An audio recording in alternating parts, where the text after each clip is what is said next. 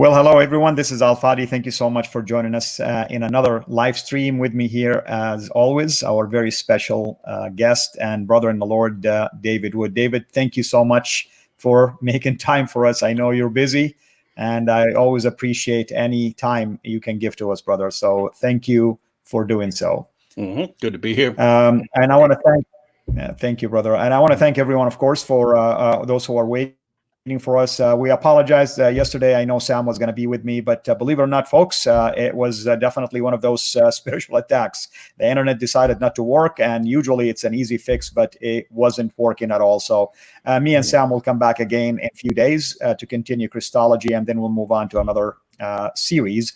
This week, by the way, folks, I will have Jay Dyer on Friday, so I just want you to be aware of this.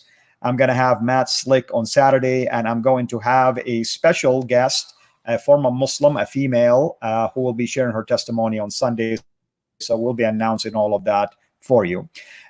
Today's topic, as we announced, has to do with this claim that the Quran has been perfectly preserved. And if any of you, our viewers, have been following along recent developments in terms of what someone like Dr. Yasser Qadhi have said about holes in the narrative concerning the early transmission of the Quran, or what Shabir Ali has been doing about that, and what Jay Smith has been talking about, and what even David Wood has been sharing with you in the last at least 2 weeks concerning this concept of preservation, you know that there has been problems, huge problems, that our Muslim friends are now facing the music and realizing that it's not as easy as saying things like, you've been refuted. It doesn't work that way anymore. With that in mind, David, why don't you just share with us the most recent development from your side as an apologist, as someone who's been involved with Muslims for many, many years, maybe over a decade now, if not even more. What was the picture like when you started it? And where are we at today? I mean, I know some of these answers, but I just wanted your perspective on that. Yeah, well, so I'd had discussions with some Muslims back in the 90s, but when I really started getting into dealing with the topic of Islam and Muhammad and Muslim objections to Christianity and so on was 2001. So that's when I met Nabil, and that's when I actually, started, paying more attention to the Muslim sources and so on. And back then it was, we still hear it. We still hear it all the time. But the claim from Muslim apologists across the board was that there's only been one Quran ever. It's been perfectly preserved right down to the letter. You will not find any difference anywhere in any Quran manuscript in the world, because it's just a miracle. Every time someone sits down to write out a copy of the Quran, Allah miraculously protects that person from making an error. And I had Muslims who would say, because I would ask, I would say, okay, what if a person sits down right now and tries to write out the Quran and tries to insert something in there? They said you couldn't do it. You couldn't do it. Allah would stop you and make you write the correct thing. They believe it was an actual ongoing 14th century miracle. And there are a couple different routes you can go from there. You can you can look at different manuscripts, you can look at the Muslim sources. There are all kinds of things you can do to know whether that is true or not. But just by going through the Muslim sources, I kept seeing stories in the hadiths and elsewhere that talk about changes to the Quran. So Sahih Muslim, Abu Musa talks about 2 entire chapters of the Quran being lost. And he said, because Muslims hardened their hearts, meaning gosh, we don't feel like reciting this again. So they hardened their hearts and these things were lost.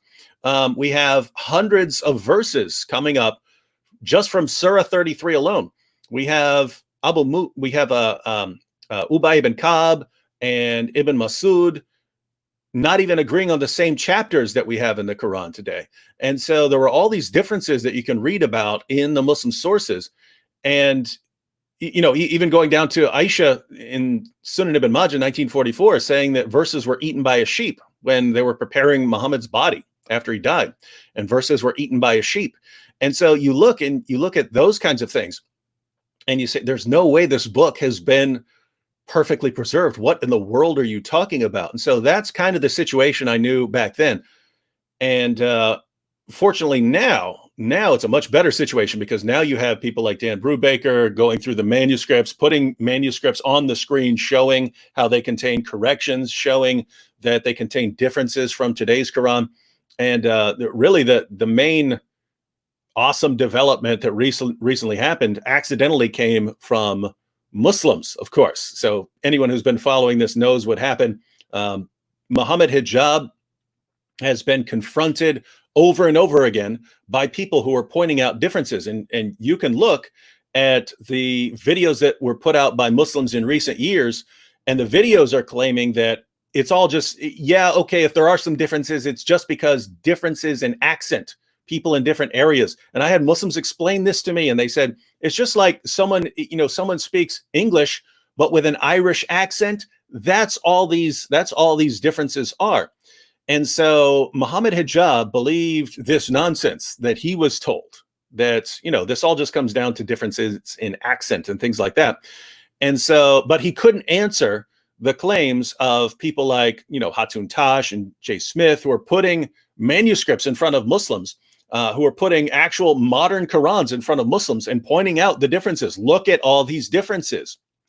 These are not simply differences of accent. And so he finally got Sheikh Yasir Qadhi on his program and asked Sheikh Yasir Qadhi, and Muhammad Hijab clearly thought that Yasir Qadhi was just going to end all of these attacks against the Quran. And instead he just exposed them. He exposed them to an entire generation of Muslims. He admitted that,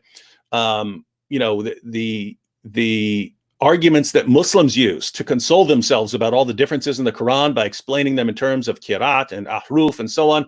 He says, once you get to the scholarly level, and they're willing to cross that, these Western scholars, these Western academics who don't have the red line that we Muslims have, he said, they point out that your answer doesn't actually work. And Yasir Qadhi even said, and they're right. They're right because they're quoting your sources. So there's actually a much bigger picture here, I think, in what Yasir Qadhi is saying. Yasir Qadhi is saying, he says, at the beginning stages of knowledge, and most Muslims haven't even reached that beginning stage, because most Muslims believe perfect preservation right down to the letter. They don't know about kirat and ahruf. They've never heard of this stuff. But at the beginning of knowledge, once you start learning about this stuff, he says, your response is, what is this? What is all this stuff? What is this? This is confusing. He says, then if you go deeper, if you look further, you start believing whatever your leaders, your teachers, your scholars say. And he says, you just regurgitate this. So this would be something like, oh, yes, there are different ahruf, but this is just different dialects. There's no problem, because there were different Arabic dialects. And so Muhammad revealed it in different ways to make it easier on the people who spoke different dialects. So Yasir Qadhi says, basically, you learn to just repeat that. That's what you're told, and that's what you repeat. And he says, then you get to a deeper level where you're actually encountering people who might disagree with you. And you realize that, as he puts it, there are holes in the narrative, meaning it just doesn't fit. And so he acknowledged this while trying the entire time to avoid the topic, saying we should not be having this discussion in front of regular Muslims. We should not. You should not discuss this. You should just mindlessly accept what we tell you, even though he's admitting that what they're telling you can't stand up to scrutiny. And so he's saying that, and it was just hilarious, because Hijab just kept pushing him and pushing him and pushing him. And Hijab is one of the Muslims who's been saying for years that, no, the Quran is so clear that even if you just started with a blank Quran, you could write exactly what came from Muhammad. And so once Sheikh Yasir Qadhi had just unleashed this epic admission about the Quran, that there are holes in the narrative, that the Muslim responses can't stand up to scrutiny, once that there's total confusion among Muslim scholars about the relationship between these kirat and ahruf, and why Uthman, had to burn all these Qurans. After admitting all of this, our good friend and hero now, Muhammad Hijab, pushed him anyway, despite Yasir Qadhi saying over and over and over again, like a beating drum, I do not want to have this discussion because it's going to ruin people's faith in the Quran. Hijab pushed him on it anyway, and hit him with, well, yeah, but if I gave you a blank mushaf, then obviously you could write what goes in the Quran. Yasir, it's not an easy answer. It's not an easy answer. Right. And so, and Hijab even said, I feel like it should be an easy answer. And he's right. If there were this perfectly preserved Quran and down to the letter and so on, obviously, I could give you a blank Quran. You just copy any manuscript of the Quran. It's going to be exactly the same. And it just didn't. So he's admitting that that is a myth. It's a total myth. And Hijab clearly was shocked and they've tried to undo the damage. Hijab then deleted that portion of the footage. Yasser Qadi didn't want to cover it up, so he still has the full video on his channel, but he stopped the comments. So he blocked comments on his video because Muslims were saying, I'm losing faith now. I'm losing faith in Islam, and I'm going to have to stand before Allah and point my finger at you, and you're the one who destroyed my faith. So this has been massive, massive, massive embarrassment from Muslims. But notice, this is all because they lied. This is completely on them. If they'd been honest about the evidence, if they'd been saying for 14 centuries, yeah, Allah gave a bunch of revelations through Muhammad, and we didn't always do a good job of preserving those revelations, but we got the basic gist of Islam, and what we have is still reliable. We lost some things along the way because we hardened our hearts, and that's why we realized we need to write these things down. And so we've tried to preserve it. Hasn't been a perfect process, but nothing involving human beings is going to be a perfect process. And so, yeah, we have the Quran today, and it's pretty good copy of what was revealed to Muhammad. If they'd said that, what would they have to worry about now? Why would they have to worry about manuscripts right now? If they'd just been honest with the evidence, they wouldn't have to be worrying. Instead, they lied, and they lied some more.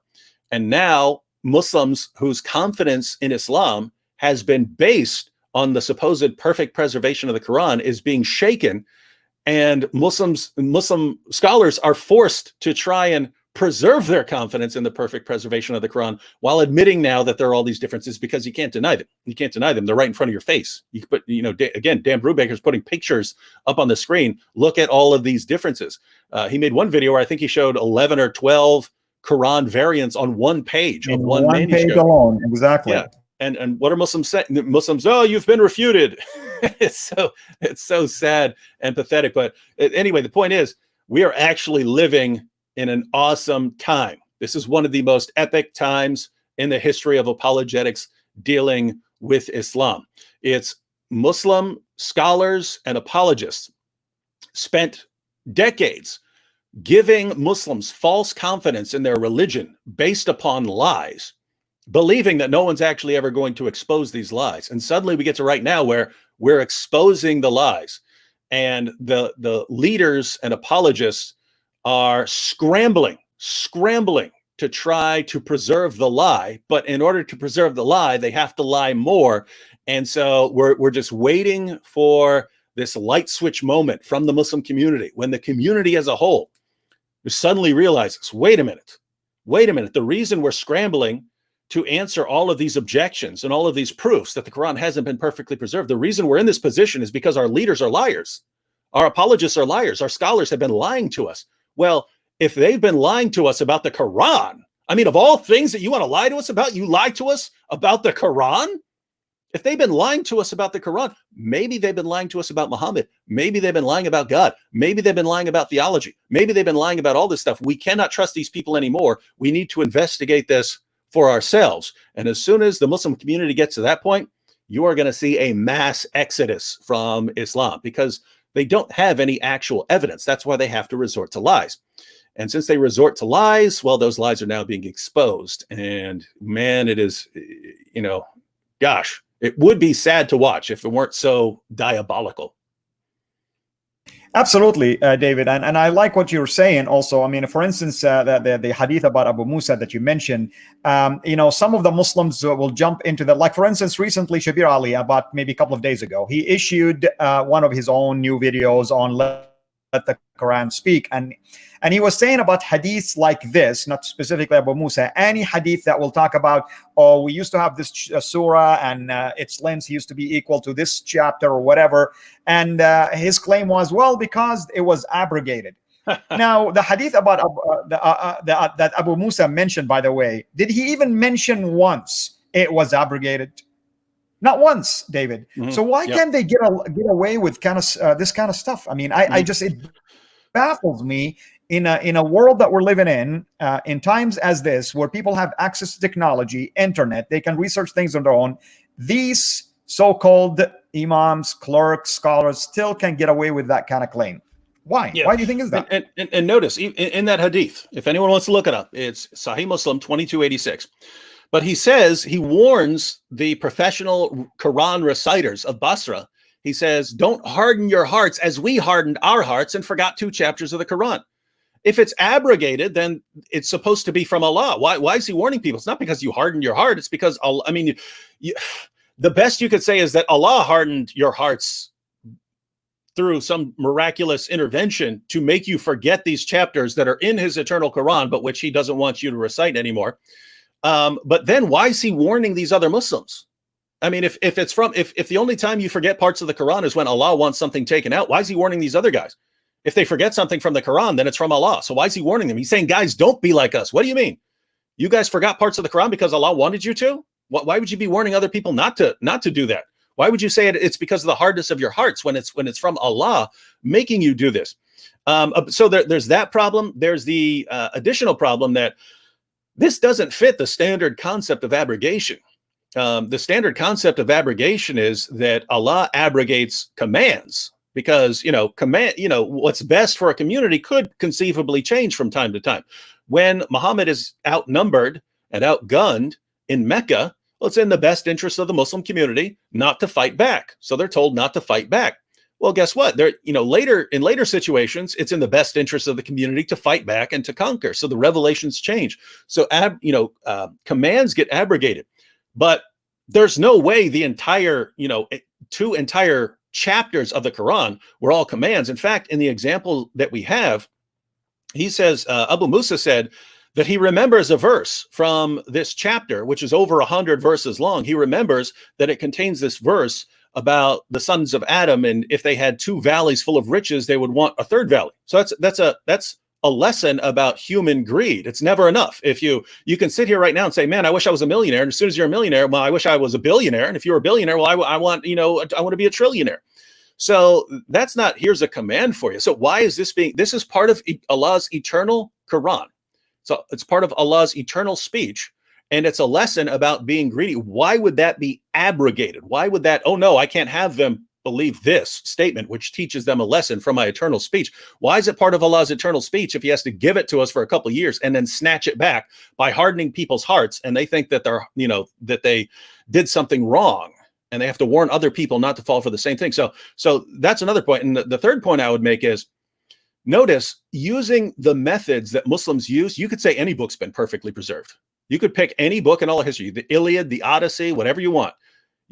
Plato's Republic, you can pick any book in all of history and say that book has been perfectly preserved right down to the letter.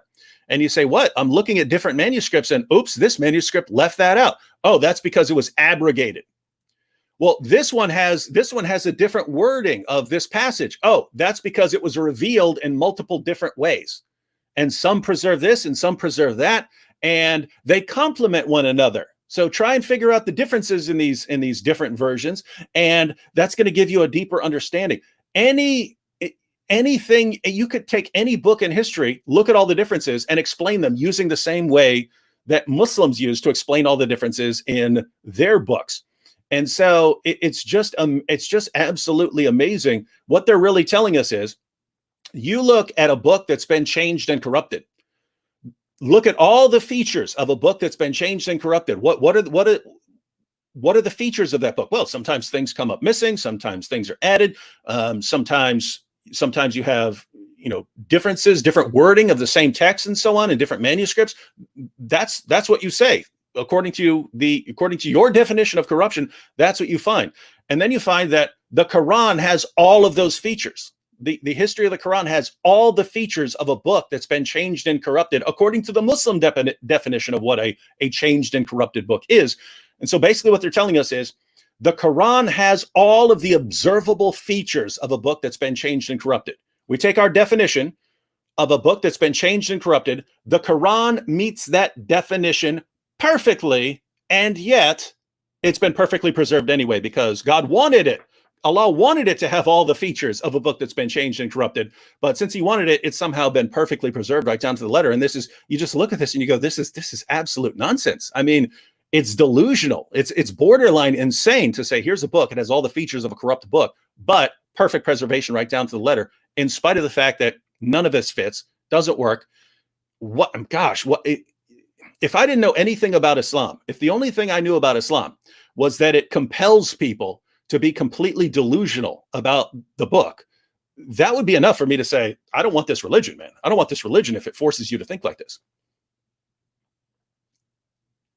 Correct. And, you know, you mentioned earlier, like some Muslims' explanations, like, oh, these are just like you speak in Texan and now all of a sudden you go to England or you go to other place and somehow you pronounce it differently. So I'm sharing just kind of like at least simple analyses between differences that you can find in Warsh, which is one of the readings found, at least one of the Qira'at in North Africa, and Hafs, which is the most common one these days, special 1924 Cairo edition. I just want people to see for themselves the type of differences that David is referring to, that our Muslim friends try to downplay. So let's look at this. You know, for instance, in chapter 1 of the Quran, verse 4, describes Allah one time as king, one time as an owner, Malik as an owner, Malik as king. Even if you're not an Arab speaking person, you can tell there is a difference in how it's being pronounced. Now look at the meaning. Is an owner like a king? Of course not. By the way, there's a third reading that Ijaz Ahmed didn't believe that it does exist when I mentioned it to him. And that's Malaka, meaning he was given position. What are we talking about? The day of judgment. Look at the next one. For instance, chapter 3, verse 49 and chapter 5, verse 110, describing something either as flying or as a bird.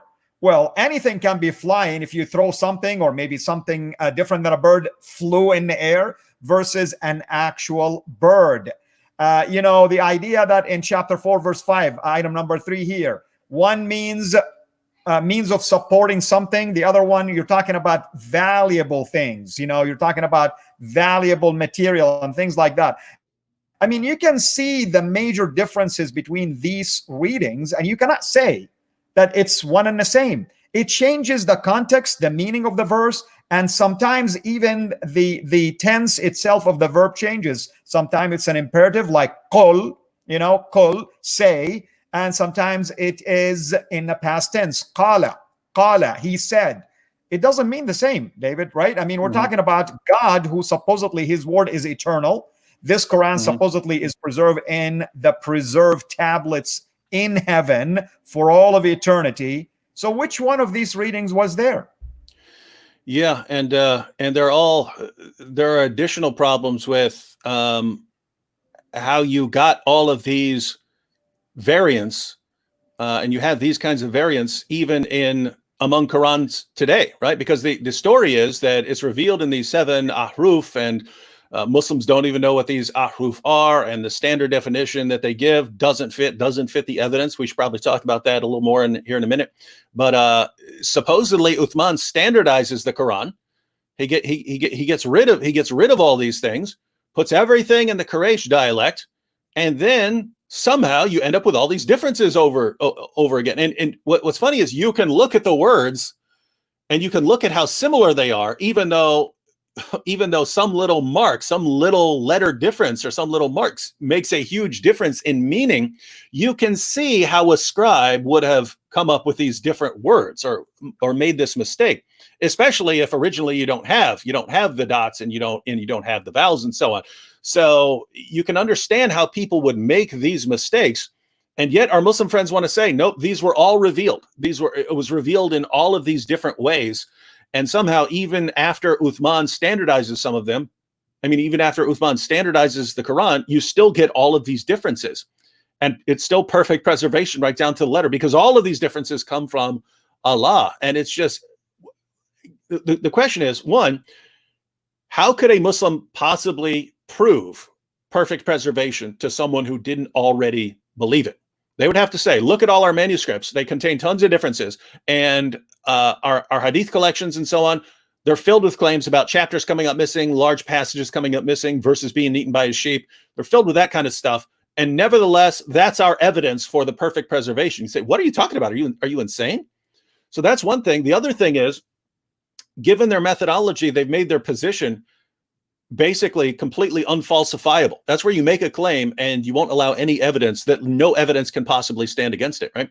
If anytime something comes up missing, you're just going to say, well, it's it's abrogation. Or anytime something is added that wasn't there earlier, you say, oh, the earlier person, he made a mistake. And anytime you have a difference, you say, oh, that's because it was revealed in all these different ways. Again, you're just saying, hey, the Quran has all the characteristics of a book that's been corrupted. Nevertheless, this is our evidence that it's been perfectly preserved right down to the letter. And you say, what is this? Again, what is this religion? Why does it do this to people? Can't be the truth, right? A true religion would not do this to people, would not cause people to just revel in lies and to love being lied to. Absolutely, David. And you know what baffles me also is how the scholars these days, like for instance, I shared with you recently a link to Shabir Ali. I'm not so sure really if your time permitted you to at least listen to what he says about, for instance, the hadith that the goat ate one of those manuscripts. And he was laughing, actually. He says, oh, it's almost like you claim that the dog ate your homework. You know, these are just weak traditions. We don't believe in them anymore. I mean, I'm like, since when these traditions all of a sudden now are discounted, not accepted? And it's really, a standard operating procedure when it comes to the history of Islam, right? I mean, whenever you push them in the corner, somehow they come back now with a new way to try to explain it. Yeah, and it's and really and this is a difference between. This needs to be pointed out very seriously to Muslims, that it's common now, even though you can look in Sunan ibn Majah, you can look up the grade of that hadith. It's classified as good. So if you want to just throw this stuff out, which is what you have to do, you have to throw all of these sources out. And what Muslims will do is they'll look well, we don't know a lot about this guy in this narration, so we have to throw this out. Whereas that's because they rely on one of the silliest methods anyone has ever come up with for doing history, this method of isnad criticism and so on. Whereas from a non-Muslim perspective, from the perspective of that's common to historians, if you're saying that this is fabricated, this is made up, the first question would be, why are Muslims making up all these stories about chapters coming up missing, passages coming up missing, verses being lost in battle, verses being eaten by a sheep? If you do not believe these, why are Muslims fabricating and inventing lies about the corruption of the book that they know has been perfectly preserved? And two, how do these end up in Islam's most trusted sources? How do you end up with these? And you can't think of any good reason. I mean, you can't think of a good reason for Muslims to sit around. They're like, wow, you know what? We've got all of these perfectly preserved copies of the Quran. No difference anywhere. You know what we need to? You know what we need? We need to invent a bunch of lies about changes in the Quran. This is the principle of embarrassment, right? The only reason for Muslims to include these stories is that, like it or not, these things happened, and it's embarrassing. And the only reason for them to include these stories was because, like it or not, they knew it was true and they didn't want to lie about it. And so you should be looking at these guys and say, hey, you guys who admitted that the Quran has been changed and altered and that chapters came up missing, we can respect you for your honesty. Whereas if Muslims are fabricating and inventing stories about changes in the Quran, then I'm sorry, I can't trust you on anything. Obviously, if you'll invent embarrassing things and lie about your book to insult your own book, I obviously can't believe you when you're praising your prophet or saying good stories about him, because if you'll lie about things that hurt you, you'll obviously lie about things that will help you. So my bottom line would be, if you want to throw out these sources about the corruption of the Quran, then great. Don't tell me anything about your prophet. We have to be complete skeptics now about your prophet. We have to conclude that the early generations of Muslims were the biggest bunch of liars the world has ever seen. We can't trust anything they say, and therefore don't tell us about your book at all. How do you know about how the Quran was put together? How do you know anything from the same sources that say it was changed over and over and over again? But you're telling us we can't trust those. Well, if we can't trust those, then great. We don't know where your book came from. So that's right, David. And we're living this right now. We're living an example of how it's done. Look what happened when pushback came against Yasser Qadi and Muhammad Hijab. What did Muhammad Hijab do? Cut a portion of that video Cut it off. to make it as if it never happened. What did Yasser Qadi do? Blocked you from making comments anymore. Like he doesn't want to hear it from you anymore. And on top of this, like I was watching Dr. Brubaker's video today, and one of the comments was, "Oh, Brubaker, you've been refuted." And Dr. Brubaker's was classic in his response, like, "What's there to refute? I'm just showing images." So what is it that you're refuting when someone is sharing their research with you? And they claim that he's attacking Islam. Where is Dr. Brubaker attacking Islam? He's just talking about findings as a researcher, as a scholar. How is that attacking anything, basically? Yeah, and really, this problem, that what Yasser Qadi put his finger on is, I would say, the core problem of Islamic apologetics and everything else, right? When he pointed out that when you start looking, when you start investigating, you're like, what is this? Oh my goodness, what is all this talk about ahruf and qiraat? This doesn't make any sense. I've been told one Quran, perfectly preserved, no differences. And then I hear there are all these differences. And then the next level is you just learn to mindlessly repeat what your leaders and your apologists say. But then if you dig a little deeper, you find out that what they say cannot stand up to scrutiny.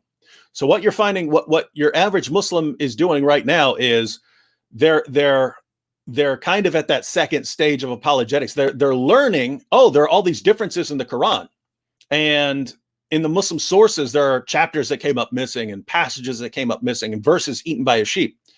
And so now they're getting into that second stage where, Shabir Ali said this, another Muslim said this, this Muslim answered this. And they're just mindlessly accepting it without bothering to think seriously and critically. Does this really, really answer the problem? And it doesn't. And so what we're trying to do is keep pushing the issue until they get into that third stage where they realize what Shabir's defense of the perfect preservation of the Quran, the defense of all these other Muslims, this is all nonsense. They are not answering these questions. They are not explaining why the Quran has all the features of a book that's been changed and corrupted, and yet they're still saying perfectly preserved. Doesn't make any sense.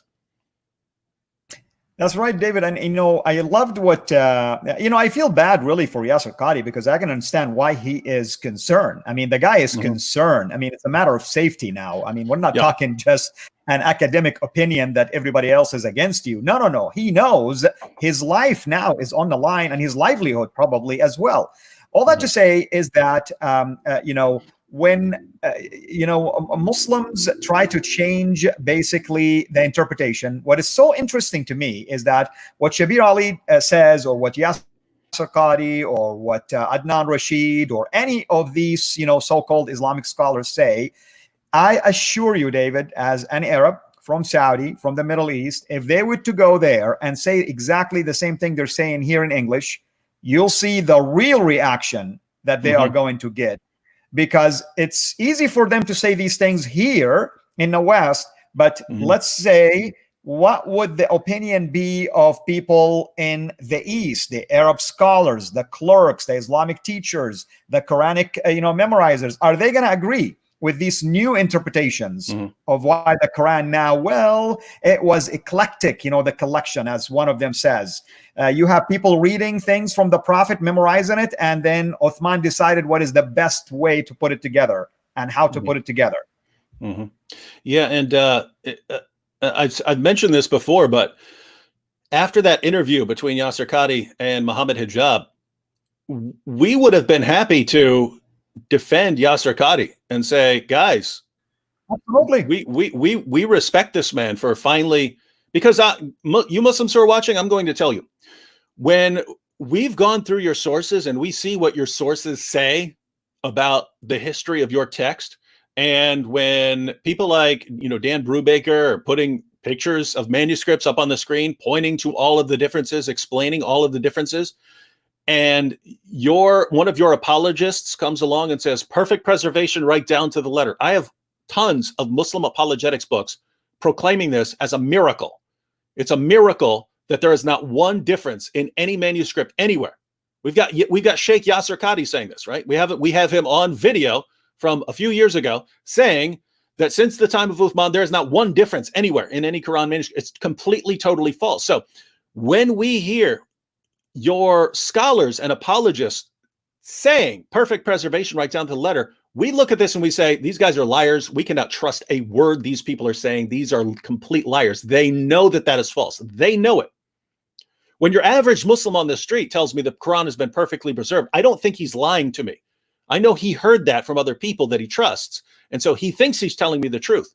When one of your scholars tells me the Quran has been perfectly preserved, he knows what the sources say. He knows there are differences in the manuscripts. And so I know he is lying deliberately in order to deceive people. So when one of your scholars comes along and acknowledges, yep, this is a difficult situation.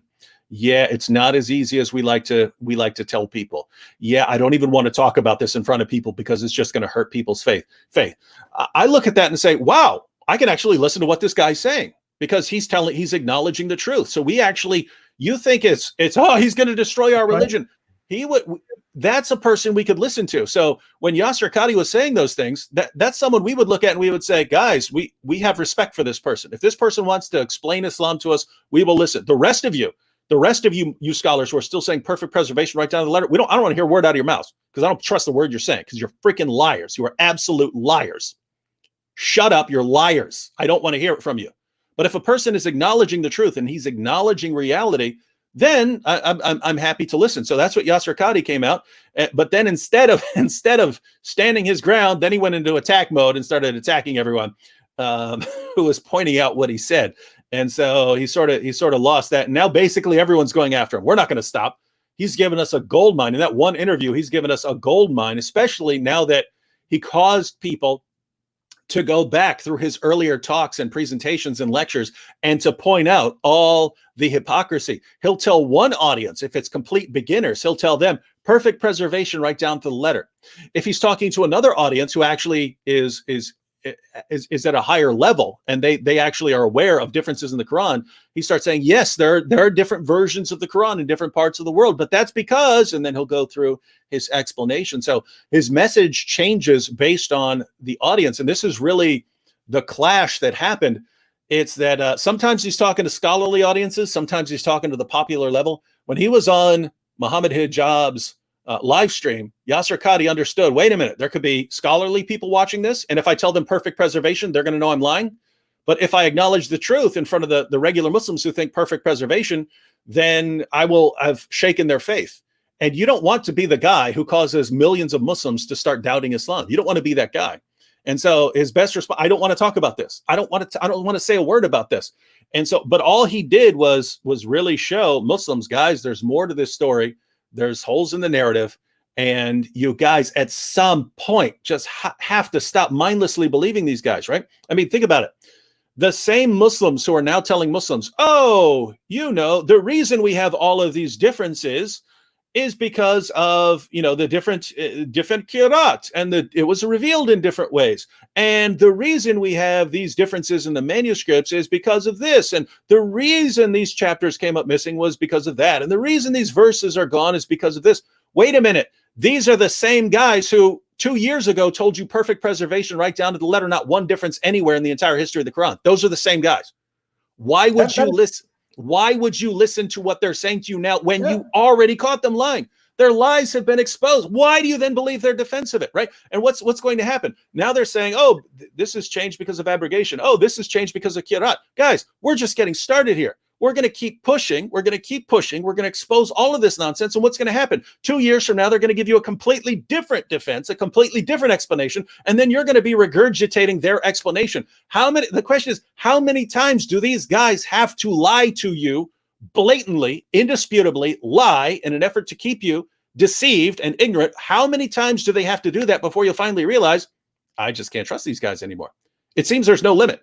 They can lie to you 1,000 times and you'll just keep believing them. And what is this? What is this religion, man, that does this to people? Absolutely, David. I mean, it's imagine, David, like let's say me, you, Sam, Christian Prince, we said something 5 years ago, and then we come back again and we contradict what we said 5 years ago. Do you think the Muslims going to leave us alone? No. Do you think they're going to just cut us some slack? They're going to attack anything and everything. But somehow now, all of a sudden, one of their own, who, by the way, everything he says was spot on. He wasn't even saying anything that is unknown. We were excited because he finally, one from the community itself, began to say the things that we've been saying for years. Yeah, so,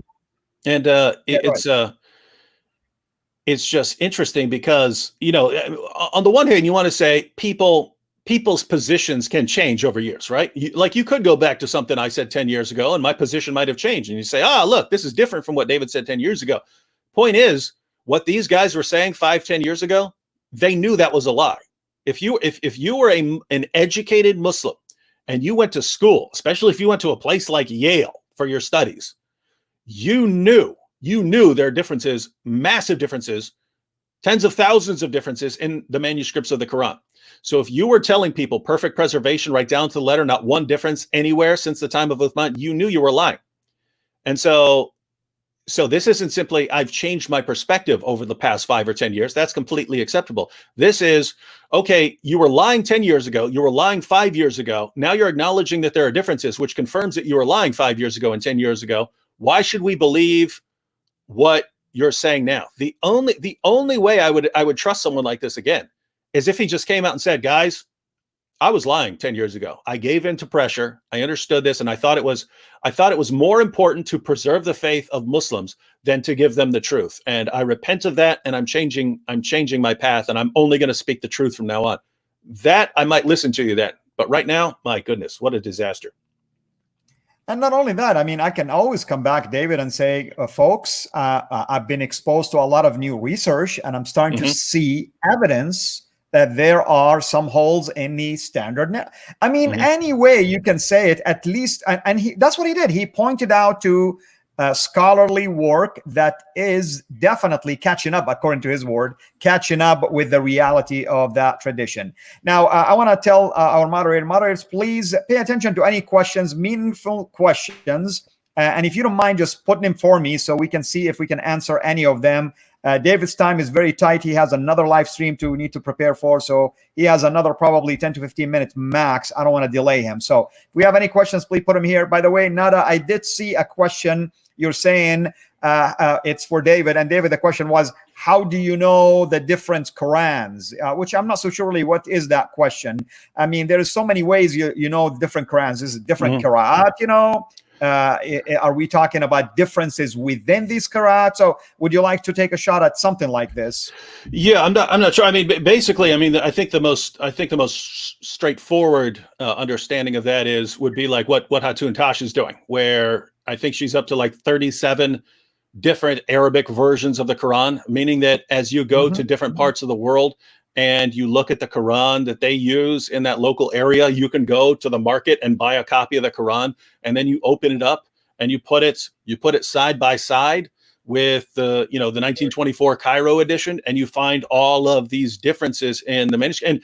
And the apostate prophet had an awesome live stream where he had an interview with someone who studies this, and they just talked about the differences, went through the differences between the Hafs and the Warsh. And no, these are not differences in dialect. These are different Arabic texts with different meanings. And so you need something better than dialects. And so anyway, when we're talking about different Qurans, when we're talking about different Qurans, we can mean a couple of different things. One of the most common things we would mean today is exactly what people like Sheikh Yasser Qadi are admitting now, and exactly what Shabir Ali is admitting. Shabir Ali now is saying, yes, you can go to different places of the world and find different Qurans that have some differences, but they don't affect any core Islamic doctrine. So he's acknowledging that there are different versions of the Quran, but he's pointing out that nothing that would undermine Islamic faith or change any core doctrine. So that's one thing we could mean. Another thing we could mean is that Abdullah ibn Masud didn't believe that 3 chapters of the Quran are supposed to be in there.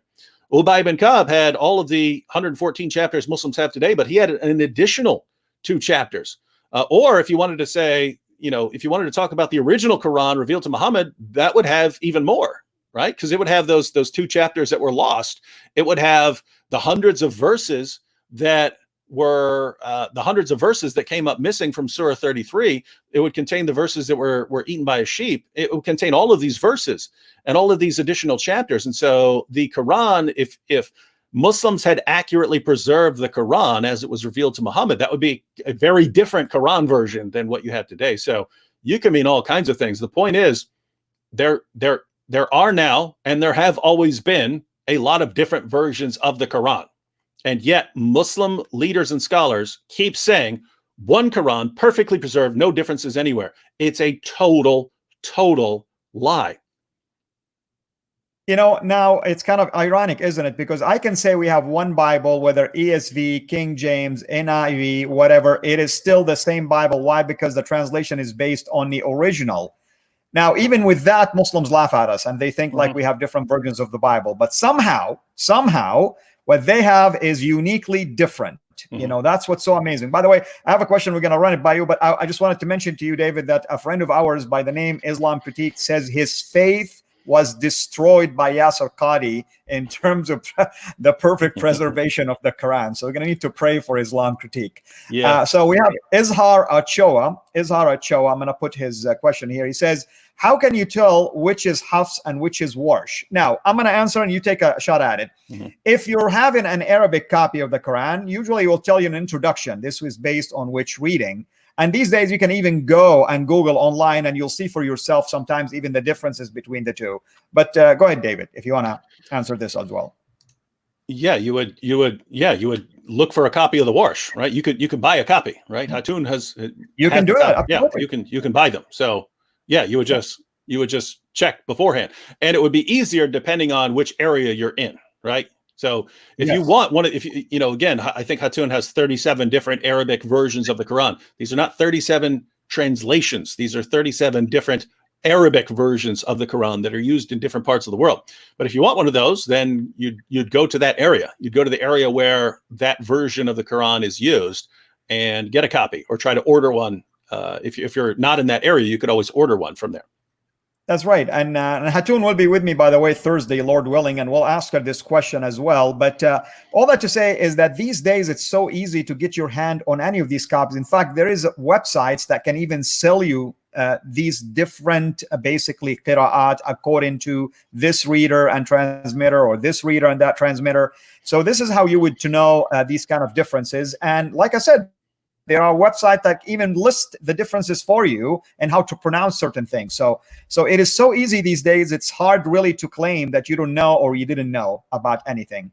I'm looking to see if there's any other questions for us here. So let me scroll down. Anything else, David, you want to talk about by way of the things you're working towards, maybe in the area of the Quran and Quranic manuscripts and qira'at in particular? Yeah, because this issue of ahruf and qira'at is something that I never studied. And I didn't study it because back when Nabil and I were starting off and we were debating and so on, he studied it before I was going to study it. And he started pointing out, he said, they have no idea what these ahruf are. We always hear dialects. And he goes, you look at the positions of Muslim scholars, they have all these, they don't know what it is. And everyone's position gets attacked by everyone else. And none of it actually fits the evidence. And he's going, they have no clue what they're talking about. So I was like, at that point, I was like, well, I'm not going to study this if you guys can't even figure out what you mean. So when the issue of perfect preservation came up, I just focused on bringing out passages from the Muslim sources on, chapters coming up missing and verses eaten by a sheep and things like that. So I focused on that route. Whereas now that it's becoming such a huge issue, I want to say, guys, you have to do all of 10 minutes of research to find the holes in the narrative, right? You could, because I'm saying I'm pretty new to this, and I look at this and I'm like, well, this does not fit. This does not fit what you guys are saying. So the most common explanation we're giving is that the 7 ahruf are the 7 different Arabic dialects, and that's what they're given, and that Muhammad was revealing the Quran in these 7 different dialects in 7 different ways in order to make it easier for the different Arabs in in Arabia to memorize the Quran. And so that's the explanation. And that's the explanation we get from Muslims. You see, this solves the problem. Well, as soon as you start investigating this, again, 10 minutes of research. If you do 10 minutes of research, you'll find a couple of really important things. One, the reason you have the main story that's told is the one of Umar. When Umar hears another Muslim, Hisham, he hears Hisham reciting Surah 25 in a different way. a different way than he recites it. So he's ready to choke the life out of this dude. He wraps a garment around the dude's neck, and like a dog on a leash, drags him to Muhammad. He says, Muhammad, I heard this man reciting the Quran differently than what you told me. And Muhammad says, right. Hisham, you go ahead and recite it. And Hisham recites, and he says, it's revealed in that way. Umar, you recite it. Umar recites, and he says, it was revealed in that way too. And even though it's different, guess what, guys? The Quran was revealed in 7 ahruf. And so that's the standard story. And so, okay, this must refer to different dialects. And that is so insanely bogus once you realize the basics of this story. One, Hisham converted around the time of the conquest of Mecca. So that's 630 AD. So problem one, hole in the narrative, number one here. This is number one, hole in the narrative. As soon as you start looking into this stuff. First hole in the narrative. Hisham converts around the time, around 630. Hisham converts 630 AD. Muhammad dies in 632. So at what point is Hisham going to be reciting the Quran? Let's say 631. He converts in 630. It's possible that, he immediately started reciting the Quran, but it's also possible that it would have been in 632 right before Muhammad died. But let's say somewhere right in the middle. Let's say 631. So you Muslims want to tell us that Muhammad, in order to make it easier for the different parts of Arabia to learn the Quran, has been revealing verses of the Quran in 7 different dialects, all the way up to 631. And Umar is surprised to hear someone recite something in a different dialect. In other words, you mean to tell me that Muhammad is revealing the Quran in all these different ways, and his closest companions had no idea about this? They didn't hear about this? And notice, Muhammad doesn't say, hey, Umar, let me tell you something. Did you know that the Quran's been revealed in 7 different ways? Now go out and spread the news. It gets brought to Muhammad as a problem. Muhammad, did you know that people are reciting the Quran in different ways? And Muhammad says, oh, yeah, sure. I've been revealing it in all these different ways. So this is Muhammad's explanation for the ahruf, is Muhammad's different explanation for why people are reciting the Quran differently. So he tells people after they start noticing differences, not before. He doesn't say, oh, by the way, guys, we're going to start revealing this in 7 different ways to make it easier on people. Instead, people come to Muhammad saying, we're reciting the Quran in different ways, and he has to come up with an explanation. He says, yeah, it's revealed in 7 different ways. So this is problem number one. You mean to tell me Muhammad is delivering his revelations in 7 different ways, and right up until 631 AD, a year before his death, no one knows it. His closest companions do not know about this. This is new information to them. He's been revealing it, and no one ever heard about this. Is that your story? So that's hole in the narrative number one. Hole in the narrative number two, Hisham was from the same tribe as the rest of these guys. He spoke the same dialect. Hisham is Khadijah's grandnephew. He's the grandson of Khadijah's brother. He speaks the exact same dialect as Umar and Muhammad and everyone else there. So he speaks that dialect. If the different ahruf are different dialects to make the Quran, learning the Quran easier for people who speak a different dialect, why is he teaching the different dialects? Why is he teaching a different dialect to a person who speaks the Quraysh dialect? Wouldn't that make it harder for him to understand it? Muslims say it's to make it easier. So he gives it in the dialect of the people that it's delivered to so that they can understand it. Well, why is he giving a different dialect to a person? That's going to make it harder. It's the exact opposite of what you Muslims are saying. You're saying in order to confuse Hisham, Muhammad made him memorize it in a different dialect. So notice this is what you would conclude if you spent 10 minutes investigating this. Again, I'm new to this. It doesn't make sense. Your dialect explanation makes 0 sense. It doesn't even crack the surface of being a good explanation. So those are 2 things. The third point I would want to point out here is this. Imagine that you don't already believe that Muhammad's a prophet, and you're trying to assess the situation. Which one of these scenarios do you think is more likely? So scenario 1, which is what Muslims are telling us, is Muhammad is somehow delivering the Quran in 7 different ways, and no one realizes it up until he's about to die. And then he suddenly announces that for all these years, he's been revealing the Quran in 7 different ways, and no one ever heard a word about it until they actually noticed people reciting the Quran in different ways. And then Muhammad was also, the people he's teaching these different dialects to, he's teaching people the wrong dialect. And that's what you're telling us, Muslims. You're telling us Muhammad's revealing the Quran in different dialects, and he's giving people the wrong dialect, the dialect that they don't speak. And no one ever knows about this, and it's all a secret. And then, 631 AD, shortly before his death, he goes and tells everyone, hey, yeah, there's 7 different dialects, and I've been teaching the wrong dialects to the wrong people. Yep, that's what I've been doing. And none of you have ever heard about it. No one knew what I was doing. Ha ha, got you. Right? So that's your story. What's more likely, if you don't already mindlessly believe what your leaders and scholars tell you, what's more likely, that or Muhammad's getting on in years, he himself did not memorize the Quran perfectly. And so when he would teach people the Quran, he would sometimes get things wrong. Even Muhammad himself did not memorize the Quran perfectly. And when he was originally teaching it to his companions, when he was teaching Umar, then he taught it one way. And then years later, he's teaching a new Muslim and he messes up a little. He's getting old. He's getting on in years. We already know that he had all kinds of mental problems and so on, right? I mean, he walked around, he walked around for between 6 months and 2 years having delusional thoughts and false beliefs. And he had to blame a magician for casting a spell on him because he was going nuts, right? So is it possible that this man's faculties are breaking down and that he was teaching the Quran in not exactly the right way years later? Surely. And imagine this situation where Muhammad had taught years earlier, he taught it in one way, and then he teaches it to a new Muslim and doesn't teach it in exactly the right way. But it's still, he got the gist right. But people notice. And then these people come to Muhammad. And at this point, Muhammad could say, I messed up. So Umar, please correct him on this. Let him, I messed up. I'm sorry. But Muhammad didn't want to say that because that would shake everyone's confidence in him. And therefore, he had to make something away, right? Yeah. Therefore, he had to make something up. Oh, yes. It's revealed in both of those ways. Yeah, the way I taught you, it was revealed in that way. And the way I taught you, it was revealed in that way. Right? What's more likely? Because that seems to fit a lot better than Muhammad's teaching different dialects to people who spoke the exact same dialect and doesn't mention this until after he's called out on it.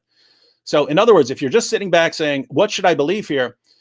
I think you'd have to say, gosh, Muhammad just messed up. He didn't memorize the Quran perfectly. That's why he messed up. And then in order to explain that, he comes up with this nonsense about the different ahruf, right? So, but notice that Muhammad is the pattern of conduct for Muslims. And notice they've been doing the same thing for 14 centuries now, trying to cover up the differences, making mistakes. Look at all these differences. Look at the differences. Oh, we have an explanation for all of that, just like their prophet did when he messed up. So now Muslims mess up in their different manuscripts and they forget things. And we've got an explanation for that. That's abrogation, my good man. No, that's different qira'ats, and that's different this, and they all act like they have a good response to these issues, and they just don't. Muhammad didn't, and Muslims today don't. Your average Muslim thinks they've got everything under control, and they just don't. And so it's our job to learn this stuff, because again, this is an awesome time to be an apologist. For 14 centuries, Christians were not in this position where we have the technology to reach Muslims around the world. We have all of that. We have their manuscripts. We have all their sources. We have never been in this situation. So these are awesome, awesome times. Absolutely. And by the way, I think Jay Smith is following us right now. And if it is indeed Jay Smith, he mentioned that he did buy 7 different versions of the Quran online, and he just received them today. So knowing Jay, he will be extremely excited about this. Mm-hmm. With that in mind, folks, I'm looking to see if there is any questions. I see comments, dumb comments, if I may add also. By some of our friends, who are paying attention to other things that has nothing to do with any. Like, for instance, our friend Aqil, who says Allahu Akbar. I don't even know what that means, Aqil. Nobody even knows what that means. Akbar, he's bigger than who, basically. No. These are the classic refutation. You're ignoring the Hebrew. Akbar means mouse, so it's saying Allah is a mouse. Okay. Yeah, I hear you. Well, I was going to say something, before we close. You mentioned memorization and the fact that, memory fades. And indeed, we have evidence. For instance, what Dr. Brubaker has been going through, by the way, these corrections, some of it bear the sign of someone, a reciter possibly, was writing from memory. And later on, it was discovered that there were words that were missing, for instance. We have evidence of basically people who are reciting something, couldn't remember the exact word. Possibly they use a synonym for it, So yes, indeed. I mean, even if it was memorized, but that doesn't mean it's perfectly preserved. I mean, there's one thing to say it's written from memory. Fine, I commend you for that. To say that it's perfectly preserved, no, it's not perfectly preserved. You cannot say something like that.